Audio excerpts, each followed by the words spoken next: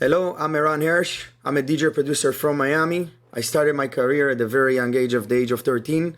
I've been producing for 20 years, and recently I had a super collaboration with Blondish, Madonna, and Darmon.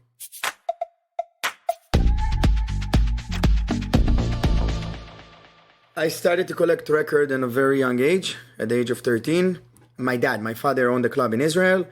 I went there to just enjoy and check the club, and I saw the DJ playing, and I was like, I like what he does. And then I started collecting, like I said, vinyls, records. And one day the DJ didn't show up. I took over. It was a great night, and since then I became a DJ. So at first I started singing like pop stuff. But then when I started, like I said, collecting records and getting more into music, at the age of 15, 16, I started getting more into productions. Back in the day, I was producing trance. And my first release actually was in 2005, but it was more tribally, which today marks 20, I would say 20 years almost that I've been producing. And now I'm back to that kind of a sound of tribally, which I play more Afro-Latin. So it's very similar for where I started.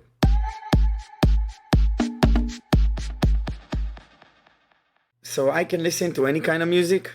If it's the 70s, the 80s, the 90s, I'm very open for all kind of music when I listen to. But playing-wise, it's playing only my sound. So like I mentioned before, the first few records I released was tribal house. Then I moved into trance. Then I moved into doing EDM. Then I stopped producing for like 2 years. I took a break. I took a break from producing music. I was just playing. And then I changed my music little by little to more underground, to where I am today, where I actually wanted to be the sound that I wanted to be, which is the Afro melodic sound that I'm doing.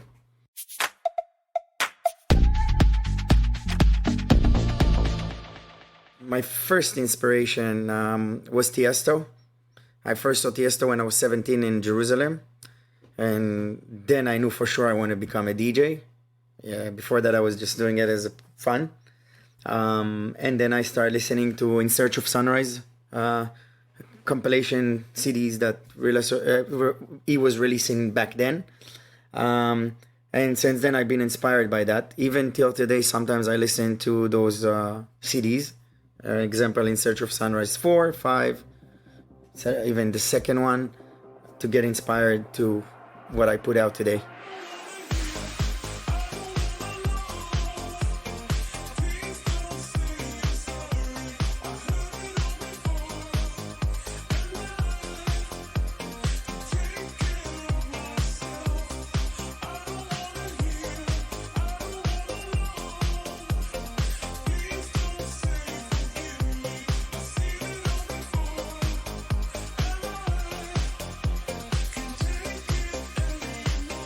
So the story behind Sorry, it was actually a good one. I called my friend Sebjak, asking for a track that he did called Somebody to Love. Back then Blondish was playing it, and Sebjak told me I cannot share it. I was kind of a little upset with him, even though he's a good friend. We're still very good friends. And I hung up the phone with him, and he didn't know I was actually on the way to meet Blondish, like the next day or something like that, just because we're friends. And on the way to meeting Blondish and my brother Darmon, I started having this thing in my head, Sorry Madonna, pitched down, and I was like singing it in the car. And I got to the meeting, and when I got to the meeting, I told them, guys, I have an idea. Why don't we do a Madonna record? And they both look at me like, okay, like, really? That's what you want to do? I'm like, yeah. So we opened the laptop right on the spot in some restaurant in Miami. And then I brought the vocal, we pitched it down, and actually it worked. So literally in like 3 hours drinking coffee, we had something ready together. We got back home, we started working on it more, and the track came alive. We started playing it, people started recognizing it, everybody wanted the record, but obviously we never shared it. And then Blondish calls me one day and she goes, I think I got Madonna. I was like, what are you talking about? She goes, I think I have Madonna.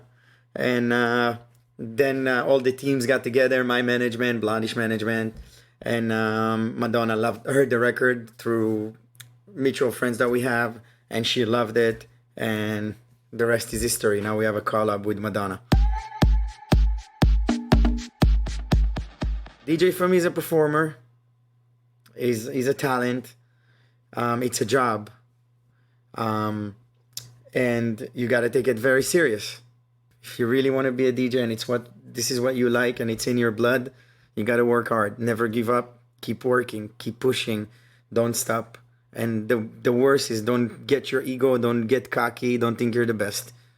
You can be switched in one day, but still work hard. Keep working out. I'm the example for that. Since a kid, I've been pushing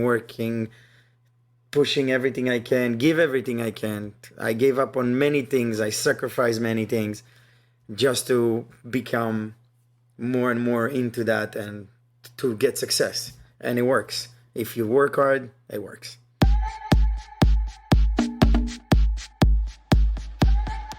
You know, it's two different things. Back in the days, you could have just be a DJ without producing and you can become successful. Today, you have to have the production side. You got to get to be more talented, just like you need a social media side. I see a lot of talented producer DJs that don't have social media and nothing happens with them. So like I mentioned before, it's very hard work. You have to work very hard. You have to relate to everything that's happening. Because I hear a lot of people saying, but the social media, I don't care. No, but you have to, because now it's a part of the world. So for me, of course, I love mixing and I love being in the club. But I also like to sit in the studio and make music because that's my relaxed time and my inspiration time. So it's very hard to decide if I like to perform more or to sit in the studio. I can tell you for each one, there's certain times that I like each or different stuff different. Because when I'm touring, I can tell you I cannot produce and I miss productions. But when I'm in the studio, I miss touring. So I can never really decide.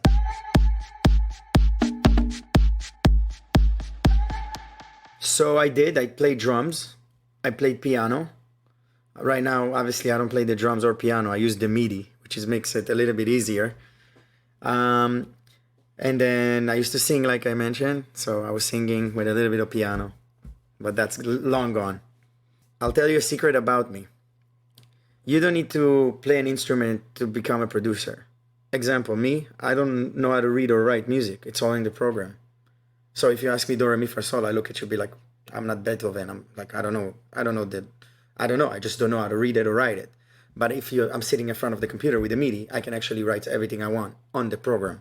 So it's different times. Today, people can write the music in a computer, in a program, the way you want it. Back in the days, you had to write it on a piece of paper and then play it with keys on chords or whatever. So that's the difference.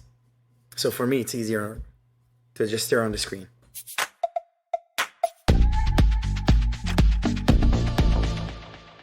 My head, that's the truth. It's got to be in my brain, in my head.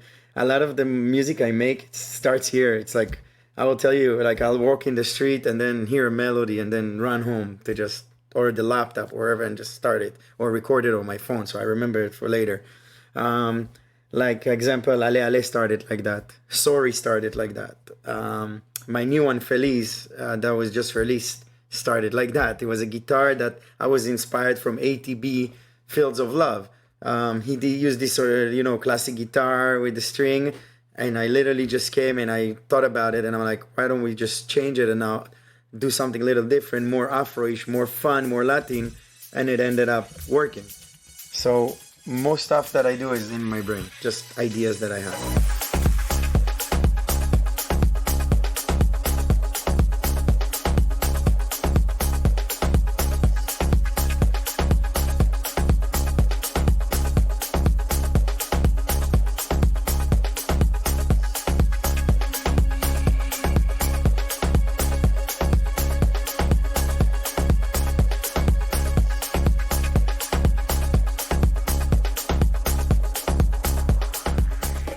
Me creating Ale Ale started during COVID, where I was already making a little bit of this Afro-Latin sound.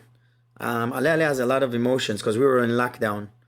And I wanted something to lift up everybody. And Ale Ale has a lot of emotions in it. If you listen to the track, actually, there's the drop where he's very happy and aggressive at the same time, and it jumps in the club and everything. But then when the break comes, it's very emotional. And Ale Ale means let's go, let's go.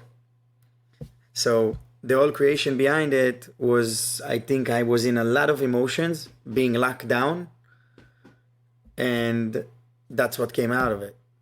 So Ale Ale, it's more like, for me, emotional track, but for some people, it's just a banger.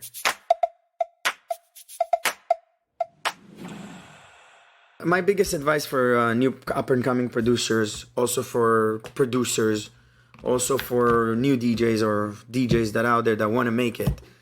First thing first is take your ego aside. You can take it aside, leave it aside, work hard, work on productions, keep releasing music. Something that I keep telling my close friends. They tell me, oh, you release a lot. You release 20 tracks a year.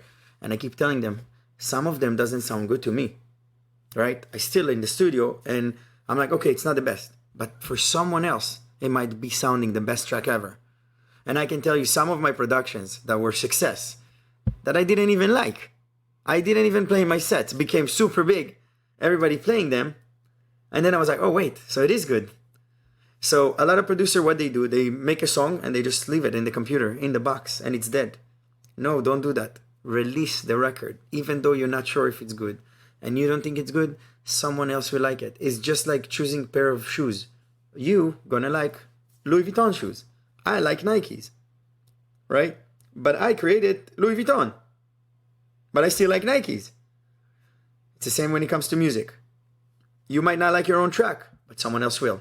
So if you want to save a lot of time and a lot of head breaking or being depressed, because a lot of producers recently I've been talking to is like, I'm depressed, I don't know what to do, I don't know what to do with my sound, I finished this track, I'm not going to release it. Why? You don't like it, but someone else will. It doesn't have to be a banger. It doesn't have to be the best track ever, but you never know. That track might get the attention that you never thought it would get. And it happened to me. So this is a tip of advice that I would love to give old producer, old DJ, new DJs. The best tip I can give you is keep releasing records. Keep putting your music out there. Eventually someone will notice it.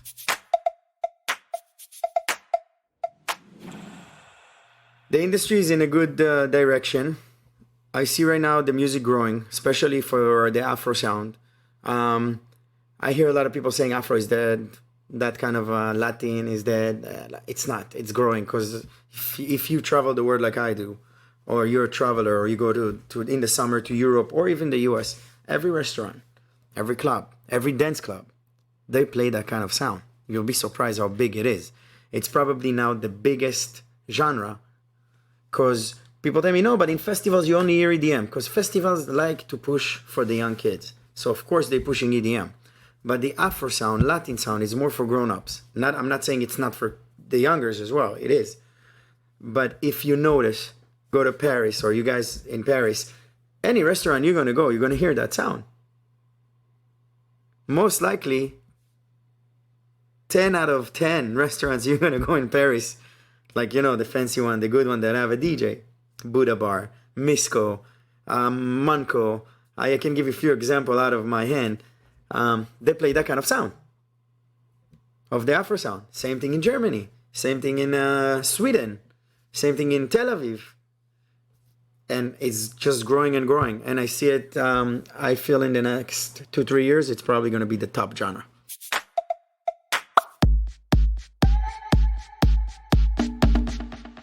So my future goals is to release more music. Now I'm aiming for bigger labels, obviously, and to play on bigger stages. Until now, I've been doing a lot of boiler rooms, big clubs. I did some festivals, but I think for next year, I'm going to try to do bigger stages, bigger festivals, as many as I can. So I think the best festivals in the world today, there's 3. First one will be Zamna Tulum. That's the best festival I've been to, played. Tomorrowland, for sure. They're very late also to Afro music lately.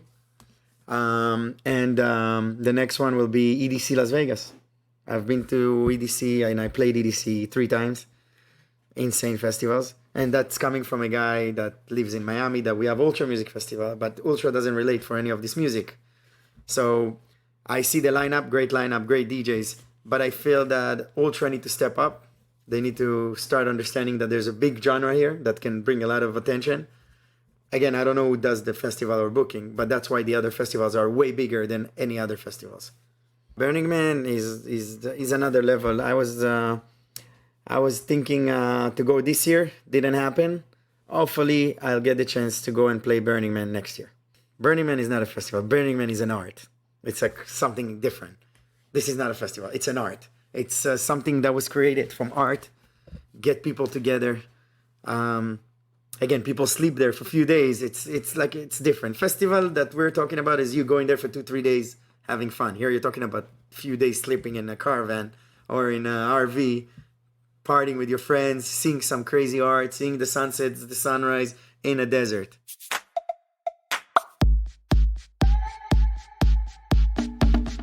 So I would say my music is on the border of Afro and indie, actually.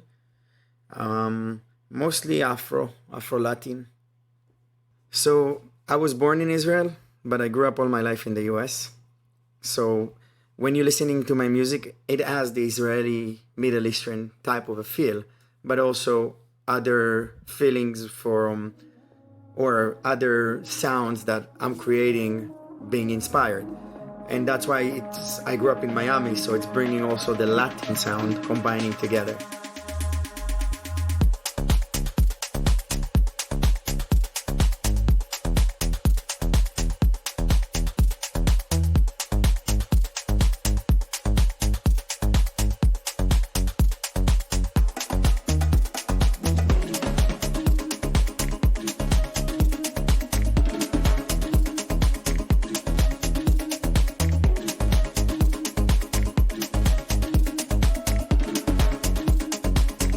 So I do have a up-and-coming release coming out of my Other Side of the Moon sub-label. And this record started with a friend of mine, Sound of Rituals, very talented producer, DJ. We were just sitting in the studio and we were just, let's create something. Both of us are Middle Eastern Israelis, you know. So we both wanted to bring that sound and more Afro-tech. So we combined both sounds together. And we actually did a great job on it. We came up with a melody where it sounds Middle Eastern, and you have the vibe of Afro. The record was just out, April 15. You guys can find it in all the stores. It's doing pretty well. A lot of support from Maine and a lot of big DJs playing it.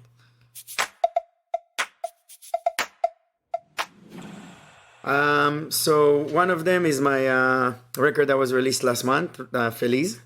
That's a main record in my sets, and I love to listen to it because I was very inspired making that record. The other two records I would say is one of my good friends, actually is like my brother, Joezi and Anorre, The Sun, was released on Godiva.